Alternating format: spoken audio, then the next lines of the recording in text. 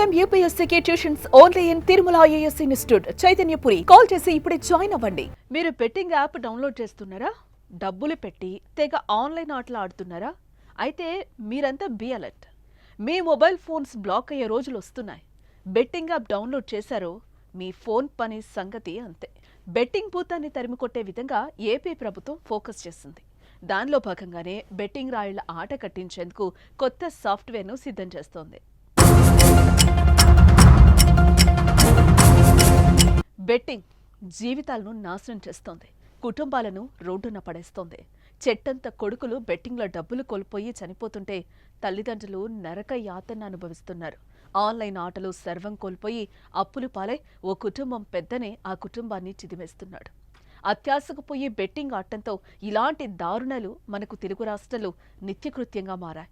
Celebrities, influencers లాంటి వారు betting app promotions చేయడంతో మారుమూల గ్రామాల్లో స్మార్ట్ ఫోన్ కలిగిన వారు సైతం బెట్టింగ్ భూతానికి అలవాటు పడుతున్నారు. ఎన్నో దారుణాలు, విషాదాల తర్వాత ఆలస్యంగా తెలుగు రాష్ట్రాల్లో బెట్టింగ్ యాప్స్ చర్యలు మొదలయ్యాయి. ప్రమోషన్ చేసిన సెలబ్రిటీస్, ఇన్ఫ్లుయెన్సర్స్ మీద తెలంగాణ పోలీసులు కేసులు కూడా నమోదు చేశారు. వారిలో కొంతమందిని విచారించారు కూడా. తాజాగా చంద్రబాబు సర్కార్ కూడా బెట్టింగ్ యాప్స్ పై చర్యలకు సిద్ధమైంది. ఇప్పటికే రాష్ట్రంలో పలు ఆన్లైన్ గేమ్స్ నిషేధం ఉన్నా ఫలితం దక్కడం లేదు. దీంతో బెట్టింగ్ యాప్స్ డౌన్లోడ్ చేసుకోవాలంటేనే భయపడే పరిస్థితి తీసుకురానుంది.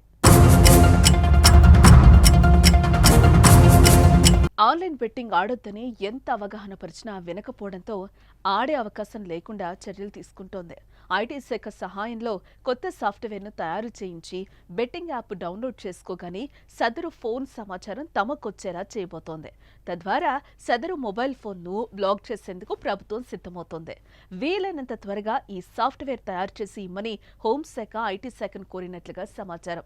ప్రభుత్వ ఆదేశాలతో ఐటీ శాఖ ఇప్పటికే ఈ సాఫ్ట్వేర్ తయారీ కోసం ముమ్మర ప్రయత్నాలు చేస్తోంది.